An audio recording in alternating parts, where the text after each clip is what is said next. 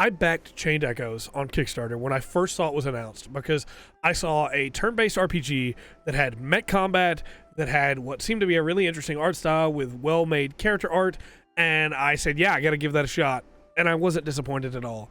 Chained Echoes is a turn-based RPG that has a mix of on-foot and mech-based combat that has a deep, rich world full of incredible world building that unfortunately we don't get to see all of the story that I would like to see, the things going on in other places in this world, or of some of the huge story events that happen. They go, yeah, and also there's this thing. It's like, okay, I want to know more about that. But I'm assuming that'll come in a sequel.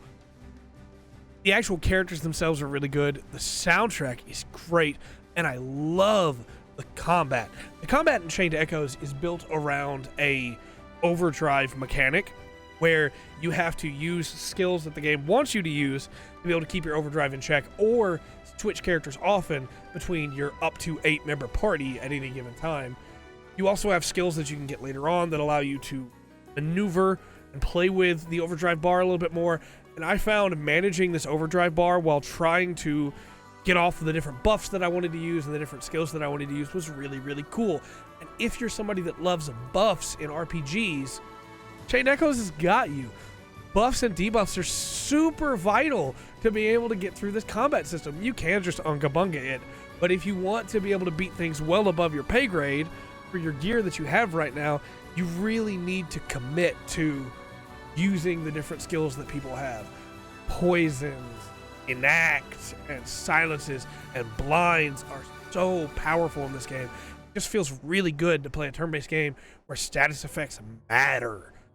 Status effects are some of the most fun for me to be able to use in video games, and when you get to a point in late game in most RPGs where status effects just don't matter, it's really disappointing. I like being able to poison a boss, and I don't know how much health he has, but when I can see a number come up that's like, yeah, he took 2,000 poison damage this turn, I'm like, heck yeah, he did. Heck yeah, he did. I really like the way you learn skills in this game. You learn skills by defeating bosses, getting Grimoire shards. You can pick these up from fighting main bosses, side bosses, or even from completing some quest bosses, but it also means that throughout the course of the game, as you progress through it, you will get stronger just for progressing. Learn new skills or new passives or new stat boostings that will allow you to get much stronger than you were before. And a lot of your strength is still tied into equipment. So finding better equipment, upgrading your equipment is all important, but getting those couple extra points in HP or attack can really mean, or magic can really make the difference. I also really like the way that each character has a different set of passives, even if they share a couple of them. I think that's really solid, and how a lot of the best abilities are locked behind getting quite a bit of Grimoire shards, which means you're going to want to complete the story. You're going to want to do the side quests, which will lead you, of course, to all of the rest of the cool content that the game has to offer. The game also has something called the reward board that I think is really, really cool. It lets you get things like materials or SP for completing little pieces of the reward board, but if you can complete a chain by doing multiple things that are next to each other, you can get chain rewards, and these will give you things like Grimoire shards or Sacred Waters to be able to get more classes. And it's really, really cool the way it all ties in together, and it really incentivizes going to places you might not have been going before in the world to find extra bosses or find specific enemies or try attacking them in a way you might have not done before. And I really like it. I think it's pretty great. I love the sky armors and the way their proficiencies work. I love the fact that your sky armors will just get better and snowball over the course of the game if you use them. That you will get proficient in more weapons and you will keep the permanent stat ups, but your abilities change based on which weapon you have. And I love the fact that that means no matter which sky armor you have, you can spec them in a bunch of different ways. Granted, you may only have 4 different melee weapons, but you have 5 different ranged weapons. So between the two, you're going to have quite a big difference in what abilities you have. The Sky Armor combat is really fun, having to manage the overdrive a different way by Gear 1 moving you to the right and Gear 2 moving you to the left, and switching between the gears over the course of it, only getting your TP back in Gear 0, so that you're always having to balance out that game of what gear am I in, who's in this gear, this character's in this gear, okay, I can't move this character to Gear 2 yet, because if I do, then we're going to go into overdrive, so I'm going to wait and keep them on gear 1 so that we keep moving the other way, and then I'm going to move this character that's in gear 2 back to gear 0 so they can get more TP, and that also makes it where they don't affect the overdrive meter at all. And I love that game of having to manage that while also having to manage health, having to manage boss health, buffs, and all that stuff. I think it's really satisfying, and I don't think it's too complicated. It may sound complicated when I'm talking about it now, but I really don't think it is. I think it's really well designed. I do have a minor complaint with Sky Armors, I guess, while we're talking about it now. You have very few Sky Armor pilots in the game, which makes sense, I suppose, because Sky Armors are supposed to be really hard to control. But I do wish that we could have gotten some more options for Sky Armors. While saying that, I think the fact that the dev added a Barbados reference in the Kerberos frame is really, really cool. I do wish that we could have gotten a few more frames and a few more options for pilots. Character-wise, I think every character has their own cool thing that they focus on. Each one of them feels very different. Even two characters that focus on magic feel very different from each other, or two characters that focus on, you know, defensiveness or heavy damage all feel very different from each other. And I think that your cast of characters is all really good. I like that they give you a bunch of distinct and different characters, but they don't give you so many that any of them start to overlap. It just feels really good at all times to me. There are a few small complaints that I have with the game. The first big one is when it comes down to it, there is a customization system built into this game for crystals, where you can combine crystals and slot them into your equipment. You find the crystals all over the world and you collect them, and then you can build them up and make these great crystals. Auto combine only does up to like rank 2. And I very quickly found that I kind of didn't need to care about the crystal system.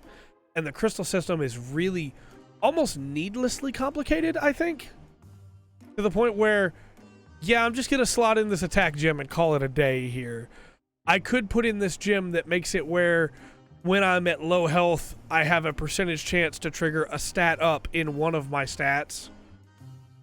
Or I could just always have attack up, or always have agility up. And unfortunately, I found that though the game threw crystals at me, I kind of just didn't care. And it got to a point where I was upgrading my equipment not to get more slots for crystals, but just to see the number go up, which is kind of unfortunate, because I think that the crystal system early on was really cool, removing, unsocketing, as it were, gems from my old weapon to put into the new weapon, so that it was like a piece of that old weapon came with me, only to, unfortunately, not really need it. There is a resource in this game called SP that you gain from killing enemies. You get the same amount of SP no matter what level you are when you fight the individual enemies, so you can go back and grind it if you want to on lower enemies. But once you have your core skills that you want maxed, as they have 3 different tiers they can level up to, SP kind of becomes worthless. One of my characters very early on, I found a setup that I was really happy with and didn't really want to mix it up at all. I liked the skills I had, I liked the passives I had, and unfortunately didn't really have a reason to change it, so that character just capped out SP. Could I have switched it and maxed some of those and tried them? Sure, but I had a build that was working really well and I didn't really want to change it. I never had to, even until the end of the game. That character stayed in my party and was doing just fine. It's really slow to give you characters, Chained Echoes. Your character slots are really great, and it's wonderful to be able to switch up characters and to be able to have a completely different gameplay style in there. And some of the most fun in the game is finding out how you want to mix and match all the different characters together. But you don't get a lot of the characters until right towards the end of the game, towards the end of Act 3 or the start of the final act. And it's really frustrating to me that the game waited that long to give me the characters, because some of them I really like. And I'm thinking, man, I want to replay it and try a different class combination or try a different character combination. But I'll have to play through with the same characters all the way up to that point until I get there. As of yet, there's not a New Game Plus mode, though there is supposed to be one coming. Ultimately, I think Chained Echoes is a really, really good game. It's a great package of really good gameplay mixed with a really solid story with a lot of characters that I really like and some incredible world building. I do think in a few ways it might have been a bit too ambitious. I know that originally the dev planned on adding a airship battle system, and you can see in a couple of the menus there's a extra section on the side for some more skills passively that you just can't equip, unfortunately. But ultimately, Chained Echoes is an incredible RPG. I spent 47 hours beating it, which is about 7 hours more than how long to beat on it, but I did a bunch of extra stuff, and I really, really enjoyed it. We're going to get into spoilers here in just a second, but to wrap all this up for the non-spoiler section, if you are looking for a good, solid RPG that has some really fun gameplay, that has some really fun characters, that has a killer soundtrack, that has some of the best mech action I've ever had in a turn-based 2D RPG combat style, yeah, it is incredible. It's wonderful. It's amazing. I love it. Chained Echoes is incredible, and I firmly recommend it. All spoilers to follow. So let's get into spoilers, because when it comes down to it, man, spoiler-wise, man, there's some good stuff here. Let's talk character. Oh, I don't know if I want to talk story or characters first. I don't want to spoil too much in here because I want you to play this game for yourself. But if you're still planning on playing it, haven't played it yet, and you're listening to this, man, is it worth the ride. The opening chapters of picking everybody up, what happens with the Grand Grimoire, with Glenn, and slowly meeting all of the characters, Victor, and Rob, and Lynn, and Sienna, and Glenn, and Killian. They're all really interesting. They work together in a really cool way. I liked Glenn a lot in these opening chapters, but I only came to love him more as the game went on. Just the way that they treat the characters, the way they slowly come together over the course of Act 1 and begin to become more friends and begin to be there for each other more. Whereas Act 1 starts with Rob hating all of them, not wanting Glenn anywhere near them, wanting to keep Lynn safe from everybody else. By the end of the game, you know, of course, they're very different. And you get to see a lot of that change in Act 1. And Act 1 is really slow because of that, but I think Act 1 is where a lot of the character growth happens for most of the ancillary cast. And by ancillary cast, I mean not the main characters, but for a lot of the world, right? We get introduced to a lot of what's going on in the world. We get introduced to the towns, most of them anyway.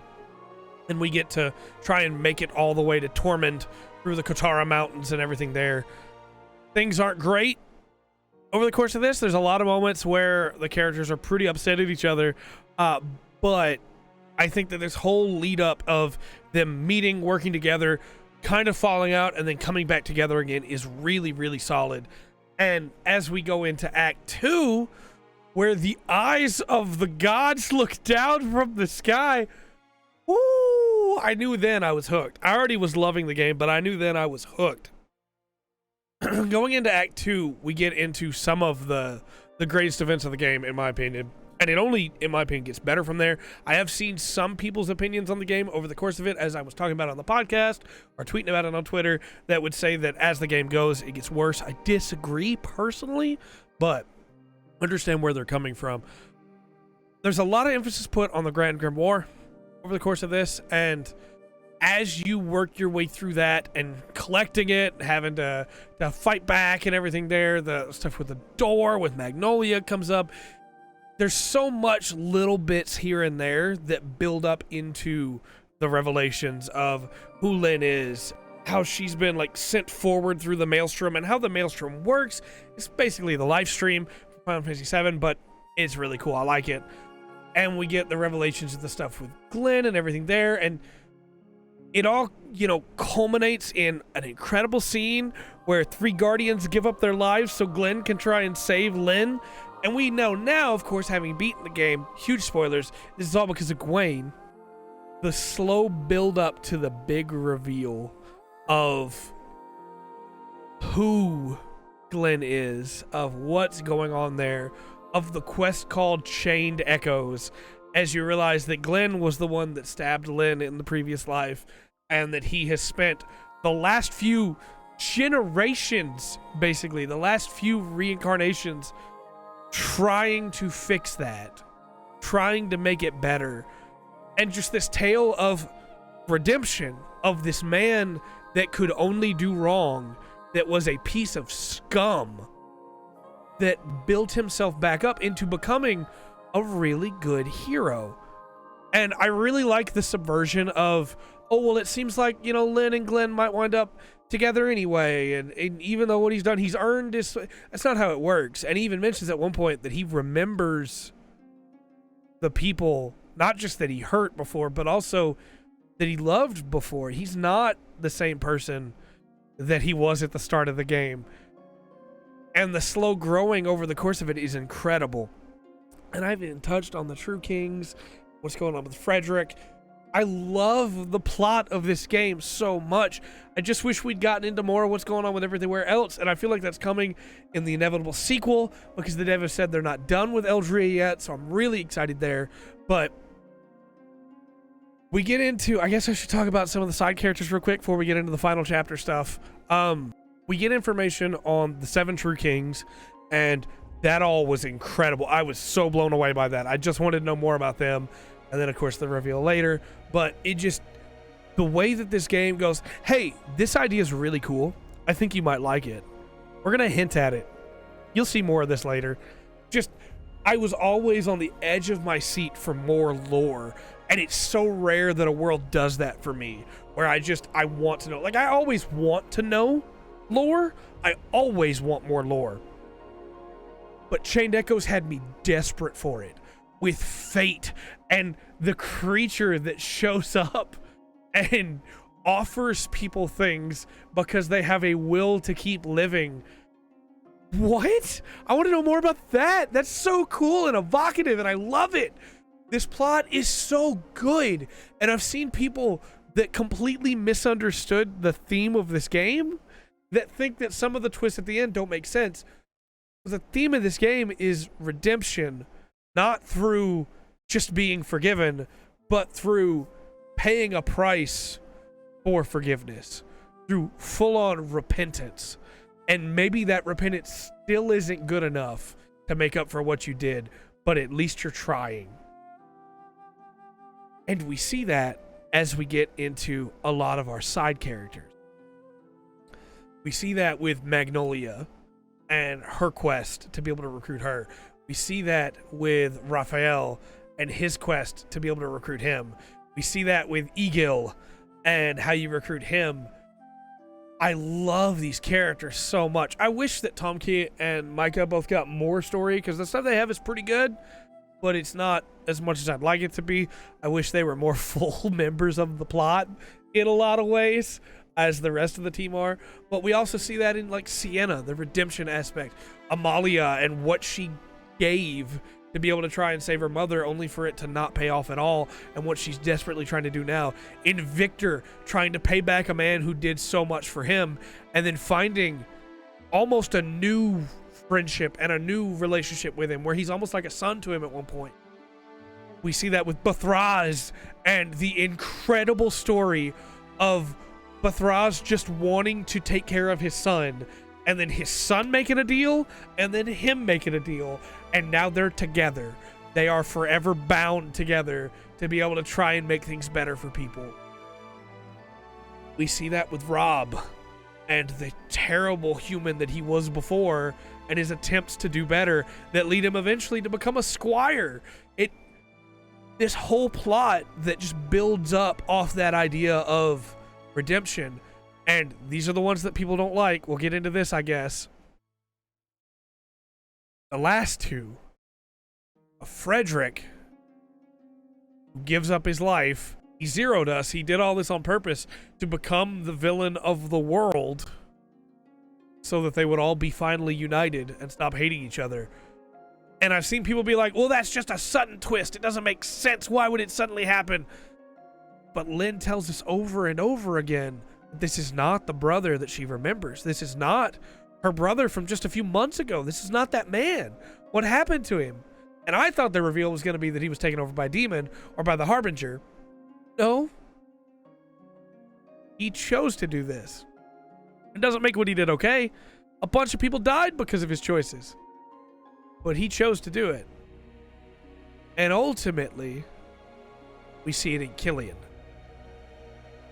And we see it in the price that Killian pays to be able to stop the Vane. And in the price that Glenn pays to be able to give Killian another chance. I'm going to say something that I feel like people might find really controversial here. Killian is my favorite character in this game. Killian is introduced and he is desperate. He is so strong-willed. He is going to bring back the Band of the Iron Bull. It's going to happen. And he can't.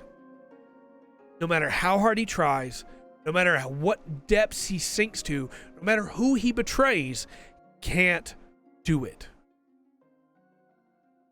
The moment that he could have, all he had to do was kill a bunch of innocent people.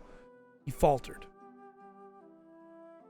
He couldn't bring himself to do it. His indomitable will that it didn't matter who had to suffer for him to make a world that his sister could be proud of and be happy in faltered. And he would have died if Gawain hadn't found him. And I've seen some people say, well, he stopped being interesting when he betrayed the party. I think he became infinitely more interesting when he betrayed the party. When he assigned himself to the church that we find out later is working for the Harbinger and allowed himself to be used physically used by the priest if it meant that he could get closer to his goal. When he betrayed them to Terran to try and get closer to his goal, only to give it up when he realized the price that he would have to pay. I love it. It's incredible. And then Gawain gives him another chance, makes him a revenant, basically. And even that's not good enough for him, because now that he's got this second chance, he's going to seize that power. He fights the party. Great boss fight. And even then, it's still not enough. Even the power of the eighth final secret true king is not enough. And he loses again. And he's at his lowest point. The Vine have captured him. They're going to use him to enforce their slaughter of humanity over and over and over again, as they used to be good. They used to be wonderful. They used to be great. But even they have been corrupted by time. And he's saved by the party. And he tries then to kill himself and to take the Vine with him. Because if he can just do that, the Vayan, I guess. I don't know how it's pronounced. I'm sorry. If he can do that, it'll all be okay. The rest of them will be all right. His sister will be all right. It'll all be okay. And in that moment, I believe, despite everything that he did, Killian chose the right path. And I think Glenn saw it too. And Glenn gives himself up to give the power to Killian. And forces Killian to make that journey of redemption that he himself had to take. And I see why a lot of people say that doesn't feel satisfying to them. But to me, that is so much Glenn. The Glenn that we've seen over this journey, the Glenn that we saw, I'm getting emotional. The Glenn that we saw in those other lives that was just trying to make up for what he did. Killian was his best friend. He tried so hard to help Killian, and he felt like he failed. But now here, he has a chance not just to help Killian, but also to help Killian fulfill his dream and to finally rest. Glenn is tired. He has finally done what he's been trying to achieve for hundreds of years. And he's tired. And he sees freedom for the first time as a path ahead of him. If he had chosen to keep that power, he would have become the eighth true king. He would have had to roam the world, teaming up with the other true kings to try and stop the Harbinger. But Killian's dream was to have the power to change the world. And so Glenn gives it up. And I am so excited for the next game where I hope Killian is the main character. And we get to go around and recruit the true kings to try and stop the Harbinger. And Killian is like 3,000, 4,000 years older. And, oh, that would be so good.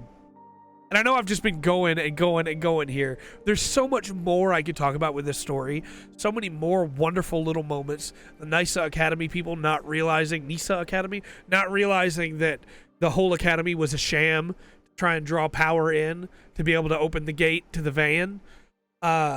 The whole tribe that Eagle's from and what happens with them because of a promise they made that they couldn't let go of. The church and everything going on there with Marcus and the Harbinger and Sienna and her wife, and there's so much in this game that I love, that the little things that I dislike don't really bother me at all. Would I rather them be different? Sure. But at the end of the day, I love this game. And if you've somehow made it this far and haven't tried it out yet, I firmly recommend it. It's really, really good. Let me know your thoughts in the comment section down below. Bring up things that I forgot to talk about, because I'm sure there are so many. This is a full, wonderful world with a great story. And I didn't even talk about the clan recruiting and Burned and his wife or anything there. But let me know your thoughts, or Lord Farin or Amalia. I didn't really talk about her all that much. Let me know your thoughts in the comment section down below. And until next time, I've been Trey. This has been The Full Spectrum. Remember to always enjoy the full spectrum. Chained Echoes has to offer.